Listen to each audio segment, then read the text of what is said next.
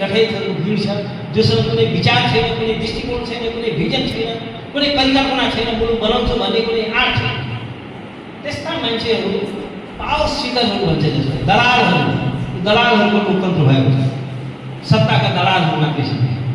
नेतालाई चाहिँ खुसी बनाउनु पर्यो, नेताको चाकरी गर्नु पर्यो, नेता रिसायो भने टिकट पनि पाउँदैन, नेता रिसायो भने उसको काम पनि हुँदैन। छलफल गरिराखेका छौँ, तर वास्तवमा यो छलफल दिनभरि नै हामीले गर्नुपर्ने हो। तर हामी अत्यन्त हतारमै छौँ र यसको एउटा यस्तो अन्तर्क्रिया स्थानीय स्तरमा, प्रत्येक पालिका स्तरमा पनि गर्न जरुरी छ।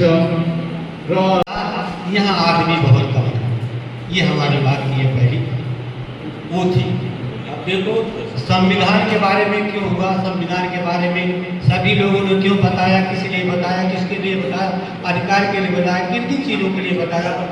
अब देखिए कि संविधान के बारे में कैसी लड़ाई हुई इस मुल्क में, इस देश में, हम में और आप में।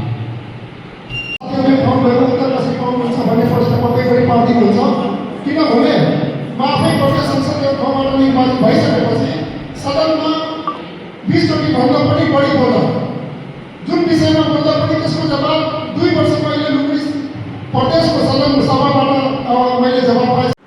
सर क्या नाम है आपका और लुम्बिनी में संविधान सभा का छलफल कार्यक्रम किया गया, इस पर आपका क्या कहना है? सबको पहले इस पवित्र भूमि से नमस्कार।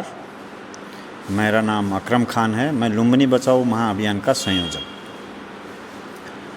ये बहुत अच्छा विषय है कि वास्तविक में लुम्बिनी में अभी नेपाल में संहिता आ गया, सारा कानून हर एक चीज़ यहाँ के स्थानीय सरकार के हाथ में आ गया।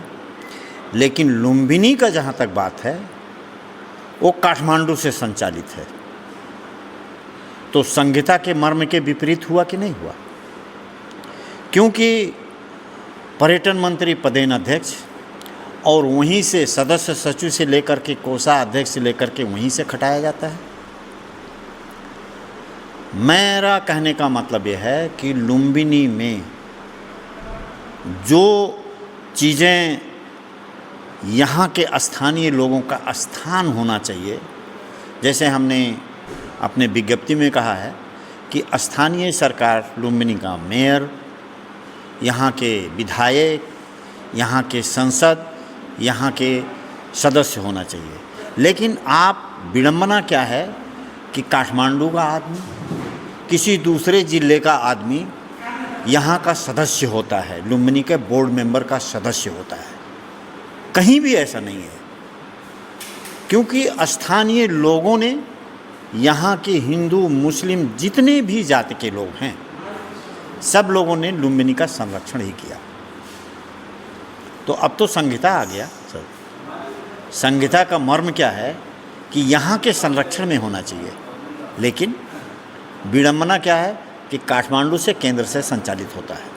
इसीलिए यहाँ पे विकास का जो पिछड़ा है, और यहाँ पे बहुत सारी चीज़ें, जैसे आपको छोटकरी में मैं बता देता हूँ कि जैसे लुम्बिनी का माया देवी मंदिर, उसका जीर्णोद्धार के नाम पे इसकी स्वरूप परिवर्तन की गई।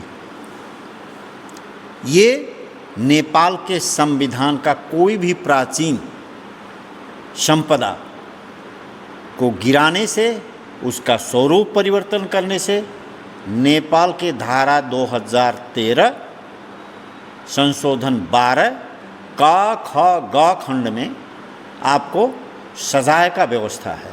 किसी भी हाल में कोई भी स्वरूप परिवर्तन नहीं कर सकता, लेकिन यहाँ पे हुआ है। पुजारी को निकाला गया 20 वर्ष से बिना कारण।